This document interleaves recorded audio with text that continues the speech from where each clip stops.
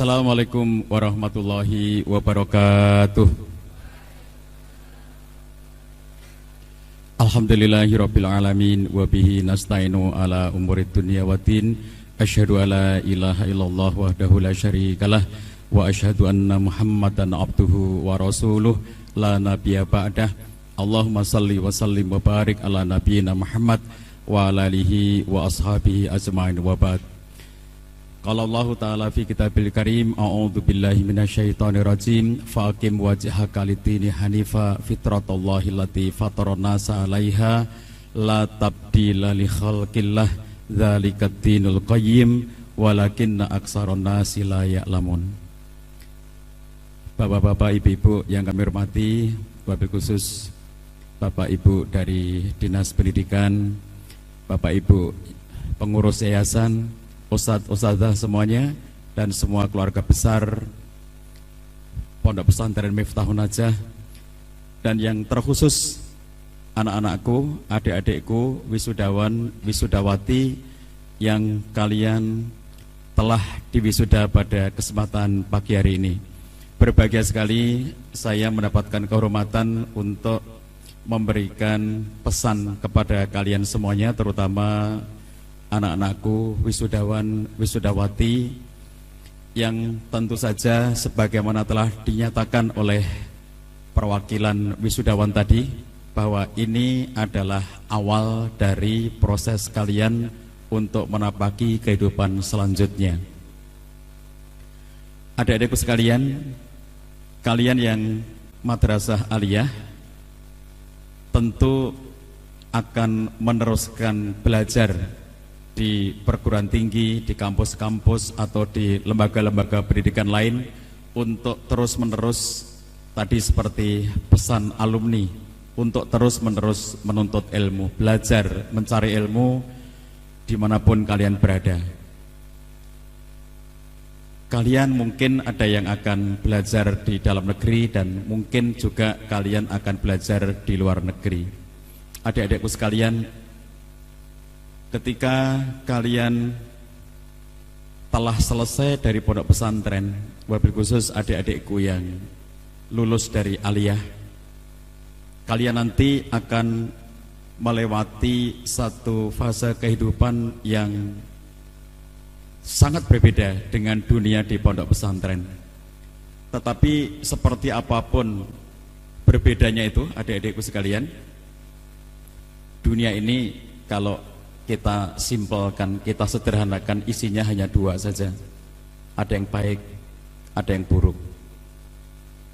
Nah, ayat yang tadi saya bacakan di awal pembicaraan ini, Allah SWT memerintahkan dan memesankan kepada kita semuanya, dan inilah menurut saya pesan yang sangat tepat untuk kalian pada kesempatan pagi hari ini. Demikian juga ini pesan yang sangat tepat untuk para orang tua yang mendampingi santri-santri, mendampingi putra-putri yang diwisuda hari ini. Ingat dalam surat Ar-Rum, Allah SWT menyatakan fa'akim wajhaka lid-dini hanifa. Allah menyuruh kepada kita untuk meluruskan orientasi, luruskan wajahmu, fa'akim wajhaka. Lurus orientasi kemana? Lid-dini hanifa, kepada agama Allah yang lurus itu. Karena apa? Itulah fitratullah, itulah fitrahnya Allah. Allati fatarana salaiha, di mana Allah telah menciptakan kita di atas landasan fitrah itu. Fitrah kita semuanya adalah kebaikan, adik-adikku. Fitrah kita bukan keburukan. Allah menciptakan kita di atas fondasi fitrah yang baik. Maka untuk menjaga fitrah yang baik itu, kita diperintahkan untuk lurus orientasi hidup kita itu selalu berorientasi kepada kebaikan, lid-dini hanifa. Maka orang tua, Bapak Ibu sekalian, saya juga orang tua yang memiliki anak-anak.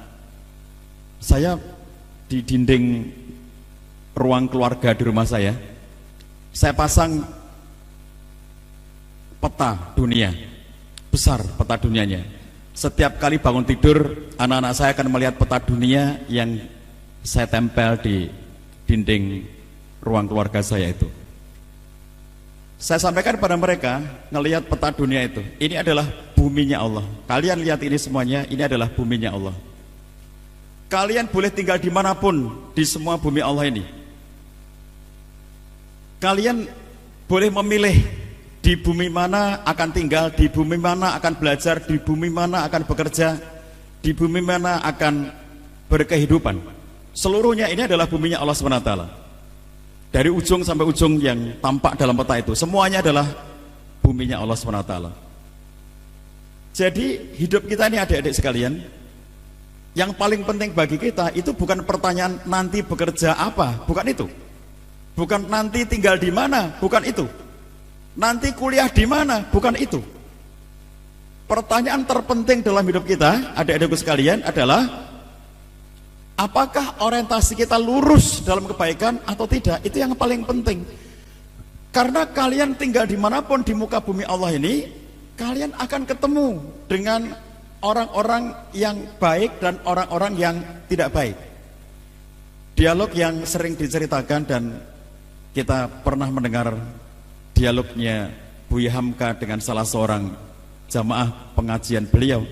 Ketika jamaah ini bertanya kepada Buya Hamka, "Ya Buya, saya pernah ke tanah suci," kata jamaah itu, "dan saya heran ketika di tanah suci itu saya bertemu dengan, maaf, pelacur." Lalu dia mengatakan, "Bagaimana mungkin ya Buya, tanah suci di mana di sana orang-orang beribadah, tanah yang dimuliakan oleh Allah SWT, kenapa di sana ada juga pelacur?" Buya Hamka mendapatkan pertanyaan seperti itu. Beliau menjawab dengan sebuah pernyataan. Beliau katakan, "Oh ya, saya berkali-kali ke Amerika dan belum pernah sekalipun saya bertemu dengan pelacur." Adik-adikku sekalian, seseorang akan selalu bertemu dengan apa yang dicarinya. Setiap dari kita akan bertemu dengan apa yang menjadi orientasi hidupnya. Oleh karena itu, persoalan terpenting dalam hidup kita itu bagaimana selalu meluruskan orientasi hidup kita dimanapun kalian berada. Kalau mencari kebaikan, di mana-mana ada kebaikan. Di tempat yang orang-orang mengatakan di sana buminya sekuler, Anda akan menemukan kebaikan di tempat seperti itu. Saya suatu ketika, adik-adik sekalian, ada agenda kegiatan di Las Vegas, kegiatan dakwah di Las Vegas. Selama sepekan di Las Vegas itu, setiap harinya saya berpindah-pindah dari satu majelis taklim ke majelis taklim yang lainnya, dari satu masjid ke masjid yang lainnya, dari satu tempat pengajian ke tempat pengajian yang lainnya selama sepekan di sana.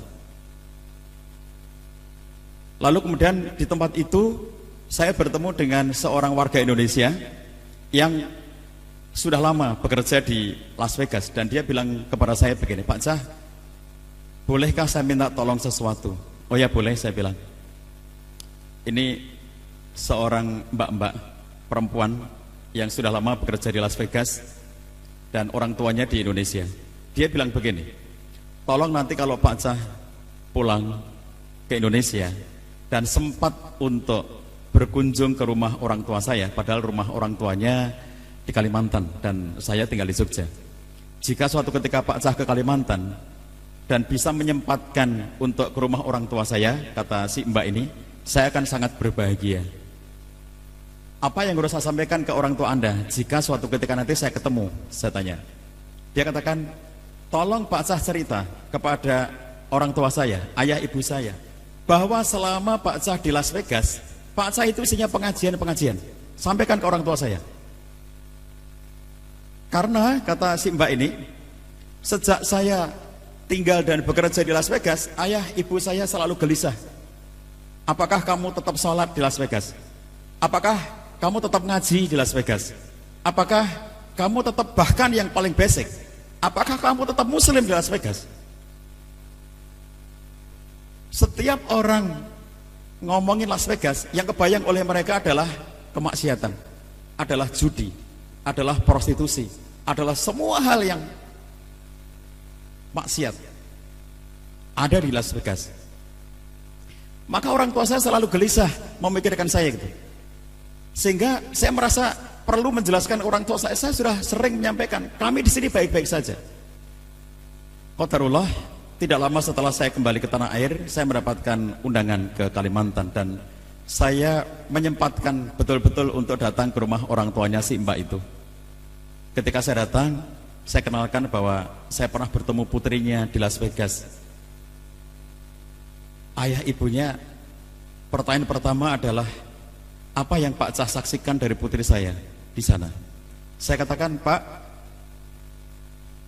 sepekan saya di Las Vegas,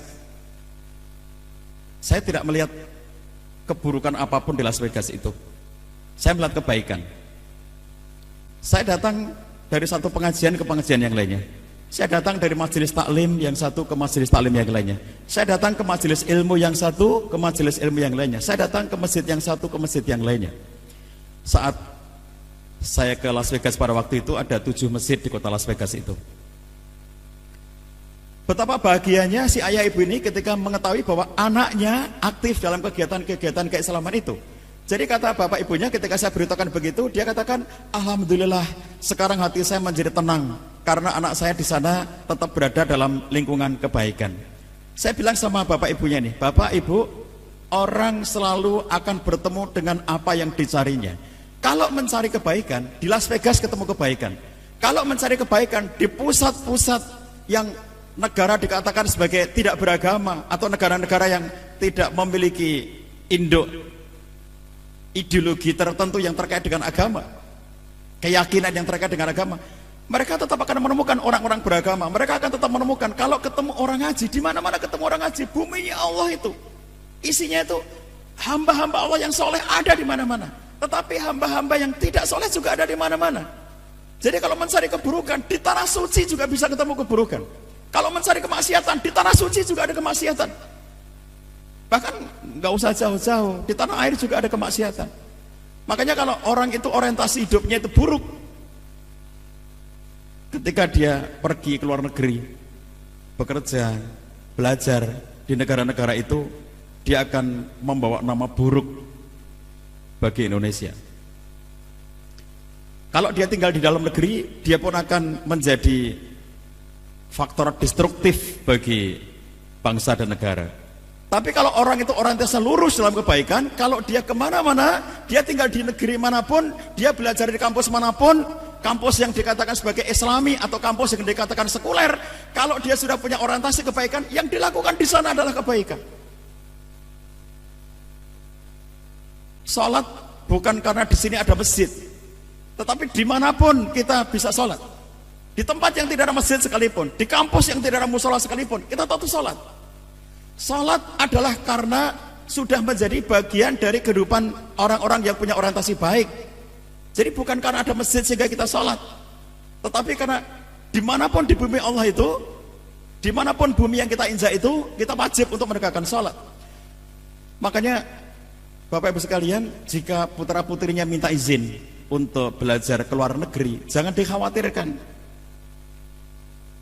Jangan khawatir tentang perjalanan mereka, jangan khawatir tentang kehidupan mereka di sana, jangan khawatir tentang berbagai macam hal yang akan mereka temui di sana. Sepanjang orientasi hidupnya baik, ketemu kebaikan dimanapun mereka berada. Selalu ketemu kebaikan dimanapun mereka berada.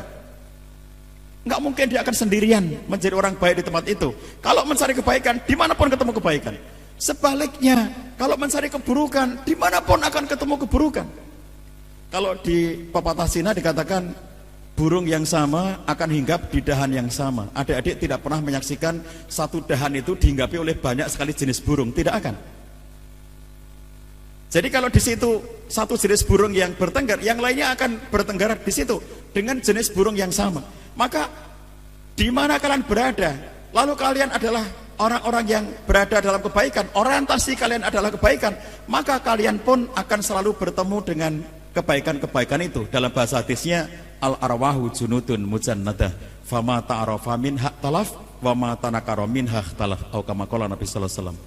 Ruh-ruh manusia, arwah manusia itu junudun mujannadah, seperti tentara-tentara yang berkompi-kompi. Fama ta'arafa minha talaf, maka ruh yang serupa akan berkumpul, wa ma tanakara minha ikhtalaf, dan roh yang berbeda akan berpisah. Jadi adik-adik, kalau kalian sanawi berarti 3 tahun dididik dalam kebaikan di pondok pesantren ini. Jika kalian aliyah dan sejak sanawiyahnya sudah di sini berarti 6 tahun kalian diorientasikan dalam kebaikan di sini. Insya Allah itu akan menjadi bekal-bekal yang baik bagi kalian semuanya. Ayah ibu tidak perlu khawatir mereka akan kuliah di mana. Bapak ibu jangan mengatakan, kenapa kamu milih kampus sekuler kayak begitu? Jika adik-adik ditanya oleh ayah ibunya, kenapa kamu memilih kampus sekuler, katakanlah, aku akan berdakwah di tempat itu. Aku akan melakukan kebaikan di tempat itu. Aku akan mengubahnya menjadi sesuatu yang baik dengan kehadiranku. Jadi semua kembali kepada orientasi kehidupan kalian. Saya selalu berpesan ini kepada siapapun, terutama teman-teman yang sedang berada di luar negeri. Saya bilang sama mereka, setiap kali saya berjalan-jalan di beberapa negara di luar negeri itu, teman-teman Indonesia yang ada di situ bertanya kepada saya tentang hal yang sama, yaitu mereka bertanya, Pak Cah, sebaiknya kami pulang ke Indonesia atau kami tinggal menetap di negeri ini?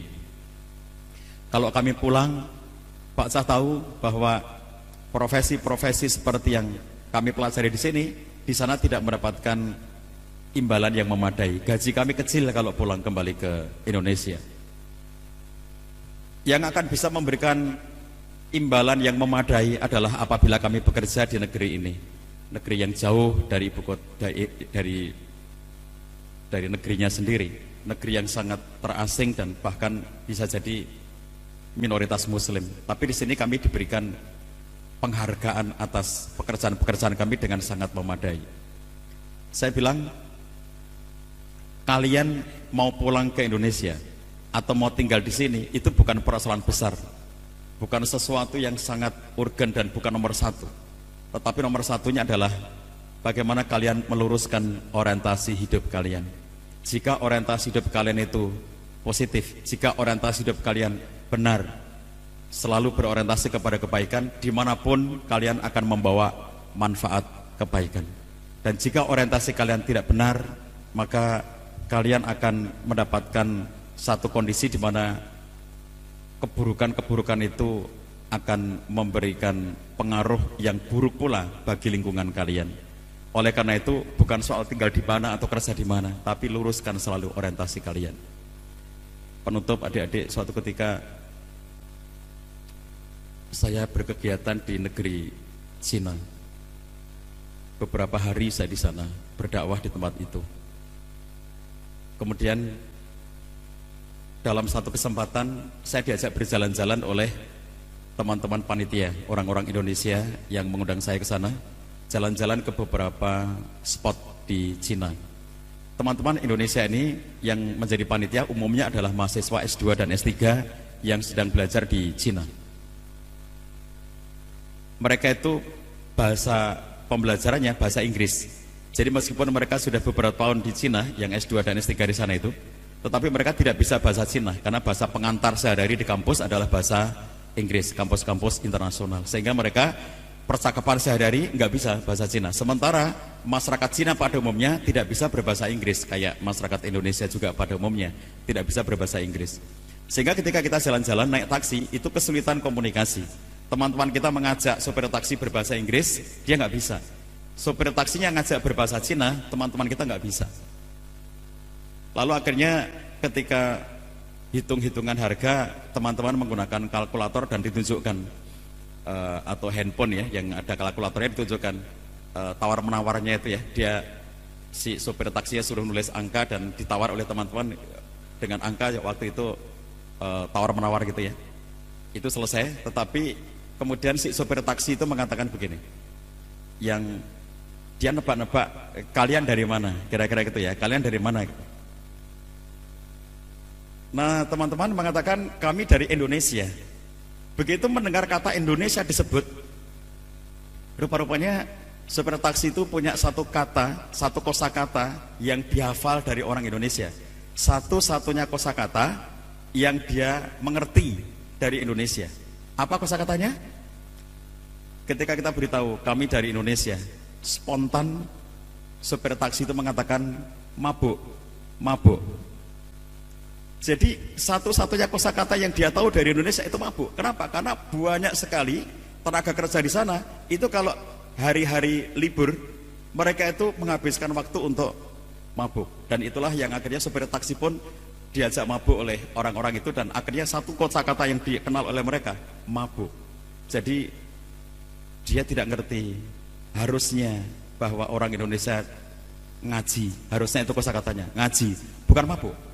Tapi bagaimana dia berinteraksi dengan lebih banyak orang yang mabuk menyebabkan dirinya lebih mengerti kata mabuk daripada kata ngaji. Perhatikan adik-adik, dimanapun orang berada ketemu dengan komunitasnya. Dimanapun kalian berada akan ketemu dengan apa yang kalian cari. Mencari mabuk, jauh-jauh ke Cina ketemu mabuk. Mencari ngaji, jauh-jauh ke Cina ketemu banyak sekali orang ngaji. Jadi oleh karena itu bukan soal kalian tinggal di mana, bukan soal kalian belajar di mana, bukan soal kalian bekerja di mana, bukan soal kalian nanti akan menetap di mana di bumi Allah itu. Yang paling menjadi soal adalah apa orientasi hidupmu. Insya Allah Miftahun Najah, para ustadz-ustadznya termasuk pendirinya Ustadzuna Didi Purwodarasana Allah yarham, guru kita semuanya, telah memberikan bekal-bekal yang sangat memadai bagi kalian semuanya untuk bisa memilih orientasi hidup yang baik, memilih orientasi hidup yang sesuai dengan ajaran Islam yang telah dinyatakan dalam janji alumni yang tadi telah diikrarkan bersama-sama. Itulah yang disebut dengan orientasi, selalu berorientasi kepada kebaikan. Kalian yang sanawiyah, adik-adikku, kalian nanti akan menempuh pendidikan lanjut di aliyah atau di SMA, entah kalian akan meneruskan di sekolah yang sama di Miftahun Najah, mudah-mudahan begitu, atau diantara kalian mungkin sebagiannya akan menempuh pendidikan di tempat yang lainnya. Masing-masing kalian akan memiliki pilihan, tetapi ingat bahwa dimanapun kalian belajar, dimanapun kalian menempuh pendidikan, dimanapun kalian akan menuntut ilmu itu, yang harus kalian miliki adalah orientasi kehidupan yang baik, yang sesuai dengan arahan Islam. Itulah orientasi hidup yang menyelamatkan. Mudah-mudahan kita semuanya diselamatkan oleh Allah SWT dalam kehidupan kita dunia dan di akhirat. Marilah kita berdoa kepada Allah SWT. Mudah-mudahan Allah lindungi kita semuanya. Allah berikan kebaikan kepada wisudawan wisudawati kita pada hari ini, bersama dengan orang tuanya, keluarganya, para ustadz-ustadzahnya, dan semua keluarga besar Miftahun Najah, termasuk yang tadi disebutkan oleh wisudawan kita, ibu-ibu yang masak di dapur, dan tentu saja masih banyak sekali yang belum disebutkan. Ada petugas kebersihan, ada petugas keamanan, ada petugas administrasi, dan tentu saja semuanya, seluruh sivitas akademika Miftahun Najah. Mudah-mudahan kita semuanya mendapatkan kebaikan dunia dan kebaikan akhirat, terjauhkan dari seluruh hal yang akan menyeret kita menuju kepada ketidakbaikan. Ala diniyah wa ala kulli niyatin sholihah. Al-Fatihah. A'udzubillahi minasyaitonirrajim. Bismillahirrahmanirrahim. Alhamdulillahirabbil alamin arrahmanirrahim maliki yaumiddin. Iyyaka na'budu wa iyyaka nasta'in ihdinas siratal mustaqim siratal ladzina an'amta 'alaihim ghairil maghdubi 'alaihim waladdallin. Amin. Allahumma sholli ala sayyidina Muhammad wa ala alihi washabihi ajmain walhamdulillahirabbil alamin. Allahumma ighfir lil mu'minina wal mu'minat wal muslimina wal muslimat al ahya'i minhum wal amwat. Rabbana la tuzigh qulubana ba'da idh hadaitana wa hab lana min ladunka rahmah innaka antal wahhab. Allahumma arinal haqqa haqqa warzuqna ittiba'ah wa arinal batila batila warzuqna ijtinabah. Rabbana hab lana min azwajina wa dzurriyyatina qurrata ayun waj'alna lil muttaqina imama. Rabbana atina fid dunya hasanah wa fil akhirati hasanah wa qina adzabannar wa qina adzabannar wa qina adzabannar. Subhana rabbika rabbil izzati amma yasifun wa salamun alal mursalin walhamdulillahi rabbil alamin. Wassalamualaikum warahmatullahi wabarakatuh.